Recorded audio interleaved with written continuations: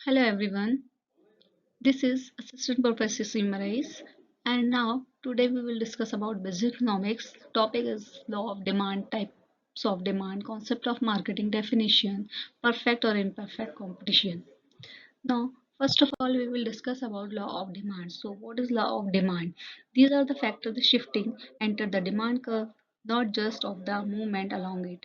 So, price of commodity. What is price of commodity? Price of commodity is the movement along the demand curve, higher price and lower demand so lower demand and higher price जब भी हमारी जो price है वो higher होगी तो obviously हमारी जो डिमांड है वो हम क्या होगी डिक्रीज हो जाएगी डिमांड जो है वो कम होने लगेगी और जब भी हमारे प्राइसेस लो होंगे तो डिमांड जो है वो हाई हो जाएगा next income of consumer so income of consumer normal goods higher income higher demand and inferior goods higher income lower demand so सबसे मेन क्या है इनकम ऑफ कंज्यूमर कंज्यूमर की इनकम अगर ज़्यादा है तो वो ज़्यादा अच्छे सा डिमांड कर पाएगा मतलब ज़्यादा लग्जरी चीज़ें खरीद पाएगा है ना तो ये डिपेंड करता है जब भी अगर हमारे इनकम ऑफ कंज्यूमर की इनकम जो ज़्यादा है अच्छा है तो उसमें हम क्या करेंगे अगर हमारी इनकम अच्छी है तो कंज्यूमर की इनकम अच्छी है तो वो हर डिमांड जो है उसकी डिमांड भी हाई रहेगा now price of related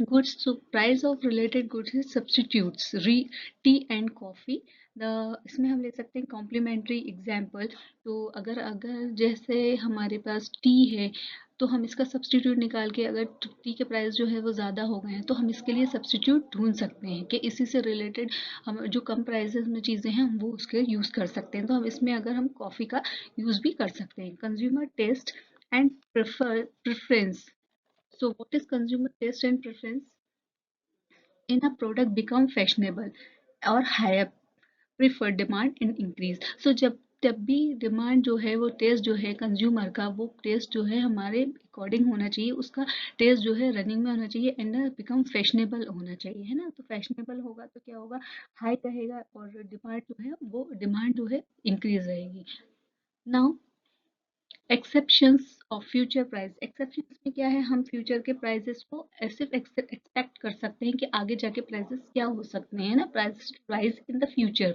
now current demand increase so अभी जब हम फ्यूचर का एनालाइज करेंगे एक्सेप्शंस देखेंगे कि भाई क्या हो सकता है आगे जाके और डिमांड की जो प्रेजेंट में जो फिर है उसके प्राइस जो है वो इंक्रीज हो जाएंगे डिमांड जो है वो इंक्रीज हो जाएगी प्राइस डिमांड इंक्रीज हो जाएगी now population size and composition क्या है large population higher demand change in the age distribution also affects the demand इसमें चिल्ड्रन इंक्रीजिंग डिमांड जब भी हम किसी बच्चे को देखते हैं उसकी डिमांड जो है एज के अकॉर्डिंग जो है वो चेंज होती रहती है जैसे बहुत छोटा छोटा एक चाइल्ड है उसके टॉय की डिमांड रहती है फिर उसकी एज बढ़ती है तो उसकी बुक्स या कॉपीज या मोबाइल की डिमांड हो जाती है और उससे बड़े होते हैं तो फिर हमें क्लॉथ्स एंड ऑल इन सब की डिमांड जो है वो बढ़ जाती है तो ये population size and composition now types of demand so first price demand तो प्राइस डिमांड क्या है demands based on the changes in the price जब भी हमारी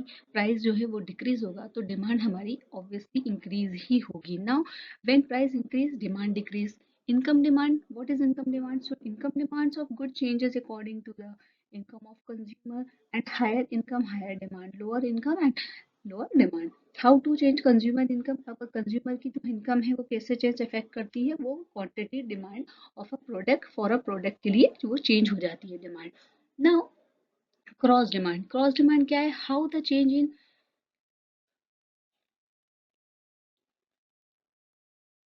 price of the goods when the affected demands related of goods like tea और coffee अब क्या है इसमें क्रॉस डिमांड जैसे अगर हमने टी की डिमांड जो है वो ज़्यादा हो गई है तो हम क्या हम कॉफ़ी की डिमांड कर सकते हैं तो ये क्या हो जाती है cross demand joint demand means when two persons are good demand together and दो पर्सन जो है वो टुगेदर सेटिस्फाई हो जाएं और से एक ही चीज पर तो उसको हम क्या कहेंगे ज्वाइंट डिमांड है ना for example printer and intake ये सारी चीजें आ जाएंगी composite demand so composite demands when a single good services multiple uses example देखो अब हम कंपोजिट डिमांड में हम एक चीज को काफी चीजों में यूज कर सकते हैं फॉर एग्जांपल इलेक्ट्रिसिटी जो है वो हमारे किस किस चीज में यूज आती है use for lightning heating and cooking है ना कंपेटिटिव डिमांड में क्या रहता है, द डिमांड इज कंपेटिटिव जैसे कंप्लीट सब्स्टिट्यूट, इसमें क्या है हम सब्स्टिट्यूट निकाल सकते हैं कंपटीशन बिटवीन टी और कॉफी में कंपटीशन हम ले सकते हैं कि अगर टी की डिमांड ज़्यादा है तो हम कॉफ़ी ले लेंगे, कॉफ़ी की डिमांड ज़्यादा है तो हम की टी ले सकते हैं। ऐसे ही यहाँ पे देखिए प्राइस अगर हमारा जो है वो इंक्रीज़ होगा, 10 रुपीज़ है तो हमारी क्वांटिटी डिमांड जो है वो क्या हो जाएगी, कम हो जाएगी। अब हमारा प्राइस जो है कम हो रहा है यहाँ पर 8, तो हमारी डिमांड क्या हो रही है यहाँ पर बढ़ रही है, 7 हो गई। नाउ 6 हमारा प्राइस बढ़ रहा है तो हमारी डिमांड क्या हो गई, 9 हो गई। नाउ ऐसे ही हमारा प्राइस जो है 4 है, प्राइसेस जैसे जैसे कम होते जाते हैं तो हमारी डिमांड जो है वो ऑब्वियसली डिक्रीज हो जाती है, डिमांड जो है वो हमारी इंक्रीज हो जाती है, not decrease. Now, exceptions to the law of demand. What is exceptions law of demand? Different goods. These are inferior goods such as the basis necessity. इसमें क्या रहता है? These inferior goods such basis necessity में है. Breed in some the historical example ले सकते हैं हम इसमें. When the demand increase होती है जब भी तो prices हमेशा rise होते हैं. क्यों? Consumer can go no longer afford the more expensive alternative. Now, Veblen's good. Veblen's goods means also known as the statues or the luxury goods and demand for these items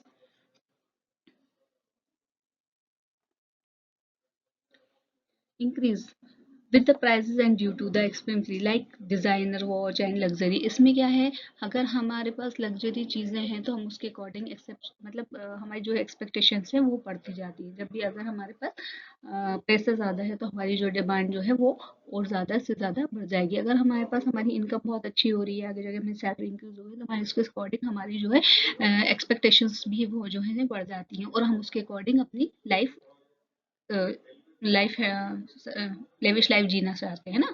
now habitual और addictive goods में क्या है, for goods like cigarette और alcohol. अब देखो habitual में क्या चीज़ आ जाती है, the goods for the cigarette and alcohol may not the decrease. अगर इसमें आपका प्राइस डिक्रीज भी होता है तब भी जो है आपकी इवन द प्राइजेस जो है वो हमेशा इंक्रीज ही रहेंगे, क्योंकि द कंज्यूमर एडिक्शन ये इस क्या डिपेंड करता है, ये कंज्यूमर कितना एडिक्टेड है। एडिक्टेड पर्सन का क्या है, आपका प्राइजेस आप कितना भी बढ़ा लोगे लेकिन वो चीज़ तो खरीदेगा ही, है ना, चाहे उसका प्राइस कितना भी हाई हो। Now next, concept of market in economic as a market refers to a system arrangement the buyer and seller in sectors exchange goods। concept of market क्या क्या चीजें हैं, सर्विस एग्रीड। अब यहाँ पे क्या है, एक्सचेंज ऑफ गुड्स होती हैं, गुड्स एंड सर्विसेज, तो प्राइजेस के लिए हमें एग्रीड होना होता है। Market does not necessarily mean the physical place, it's also virtual और ऑनलाइन। तो अभी जो मार्केट जो चल रहा है वो हमारा क्या है, ऑनलाइन ऑफलाइन दोनों ही चल रहा है ना। तो इसके अकॉर्डिंग हम क्या कर सकते हैं, now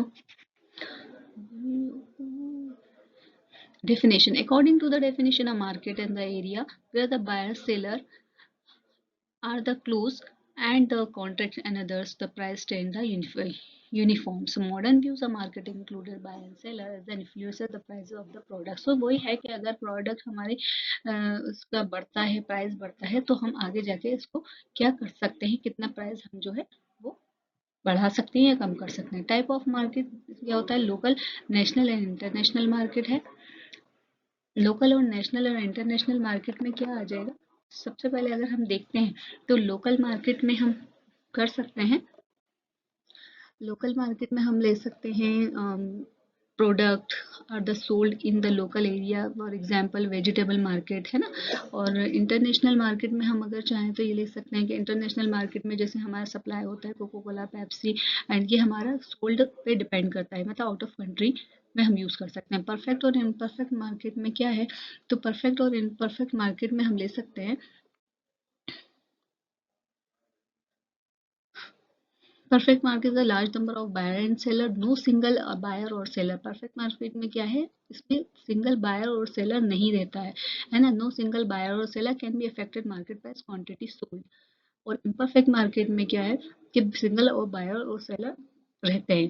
wholesale and retailer market में होलसेल में वेरी वेल, होलसेल मार्केट क्या होता है, होलसेल में सारी चीज़ें जो है सप्लाई होती हैं वो सारे स्टॉक में होती है, और वो फिर कहाँ जाती है, रिटेलर के पास जाती है ना। ऑनलाइन ई मार्केट क्या होता है, ऑनलाइन ट्रांजेक्शन होने लगे हैं, जैसे 2019 से हमारा ऑनलाइन ट्रांजेक्शन स्टार्ट हो गया है, तो हम ऑनलाइन सारी चीज़ें हम ऑनलाइन मंगवा सकते हैं। फॉर एग्जांपल है डोमिनोज है, एंड पेमेंट हम ऑनलाइन कर सकते हैं। ये सारी चीज़ें ऑनलाइन मार्केटिंग ई मार्केट में आती है।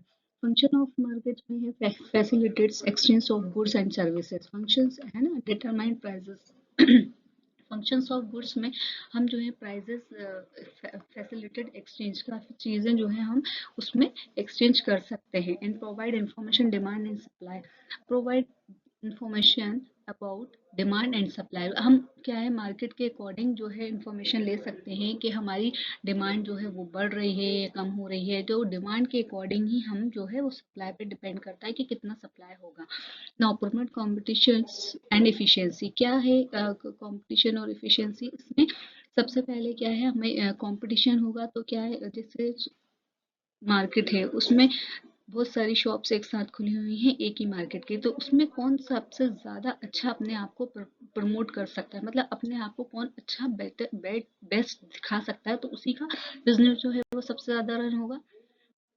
Now, perfect competition is a market structure with a large number and buyer seller and the homogeneous, है ना, identical होना चाहिए, and the no single buyer नहीं, इसमें सिंगल बायर नहीं होता है और ना ही सेलर होता है। इसमें काफ़ी इन्फ्लुएंस मार्केट होता है और काफ़ी सारी चीज़ें इसमें जो है होती हैं, जो कि परफेक्ट कंपटीशन माना जाता है। Please determine market demand and supply. Now features of perfect competition, large number of buyer and seller. इसमें काफ़ी बायर और सेलर होते हैं, होमोजेनियस प्रोडक्ट होता है, नो डिफरेंट इन क्वालिटी में कोई डिफरेंट नहीं होता, फ्री एंट्री होती है, एग्जिट भी फॉर्म कर सकते हैं। Perfect knowledge about the prices होनी चाहिए, इसमें हमें बिल्कुल एकदम परफेक्ट नॉलेज होना चाहिए, है ना, प्राइस की और प्रोडक्ट की।